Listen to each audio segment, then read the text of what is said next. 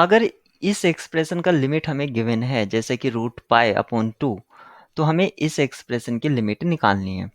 तो यहाँ पर इस एक्सप्रेशन का लिमिट निकालने के लिए सबसे पहले ज़रूरी है कि जो इस एक्सप्रेशन में इंटीग्रल यूज़ हुआ है उसको फाइंड आउट करना। तो हमारे पास इंटीग्रेंड फंक्शन जो है x²e⁻x² अगर हमें इसको इंटीग्रेट करना है तो -x² का जो डेरिवेटिव है वो हमारे पास प्रेजेंट होना चाहिए और इसका जो डेरिवेटिव है वो है -2x। तो मैं इसको ब्रेक कर देता हूँ, यानी कि इसको प्रोडक्ट के फॉर्म में लिख देता हूँ x into x e⁻x² dx। और मुझे -2 फॉर्म करने के लिए यहाँ पर मैंने -2 पुट किया और -1/2 आउटसाइड ले लिया और ये limit t tends to 0 and integral from 0 to t। अब ये मेरा एक तरह से जस्टिफाइड फॉर्म जिसमें मैं इंटीग्रेशन बाय पार्ट्स लगा सकता हूँ, ये मेरा सेकंड फंक्शन ट्रीट हो जाएगा और इसको मैं ट्रीट कर लूँगा एज ए फर्स्ट फंक्शन। तो इंटीग्रेशन बाय पार्ट से इसको सॉल्व करते हैं।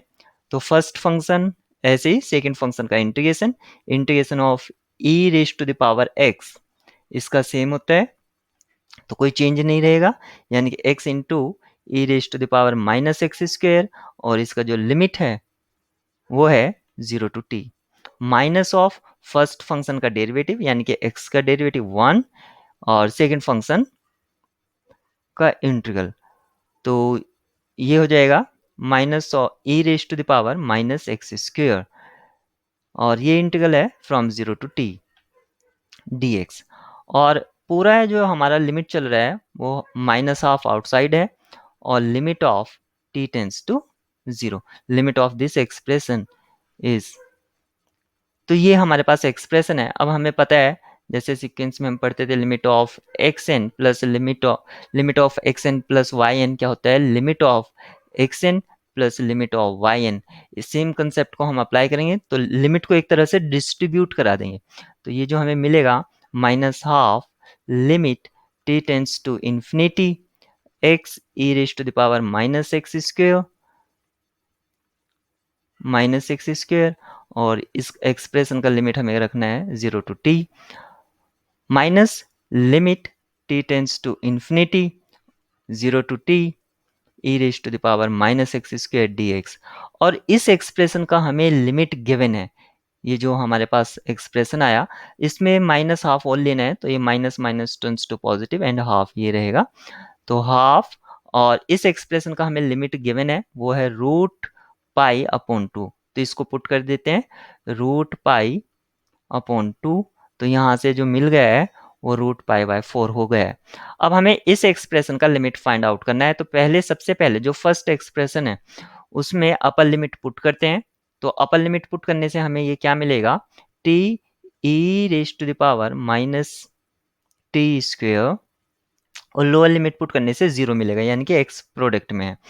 तो ये हो गया है -12 और limit t tends to infinity plus √π/4। ये प्रीवियस स्टेप से सेम हमने कॉपी किया है, इसमें कोई चेंजेस नहीं है।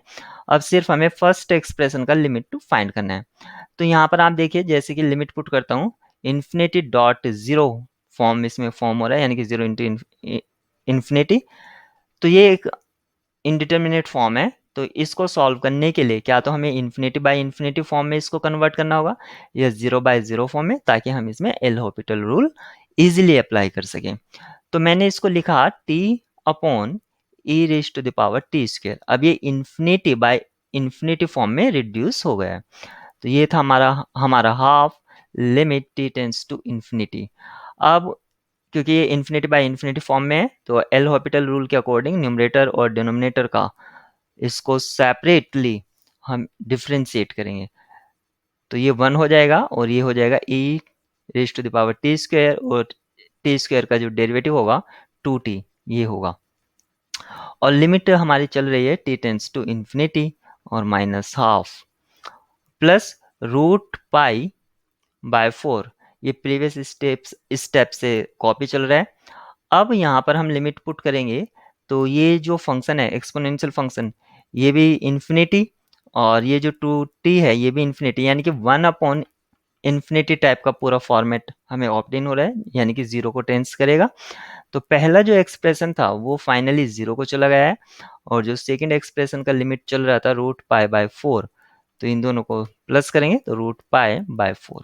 तो फाइनल जो हमारी लिमिट है √π/4 है, जो कि ऑप्शन फर्स्ट में गिवन है, यानी कि ए ऑप्शन करेक्ट है।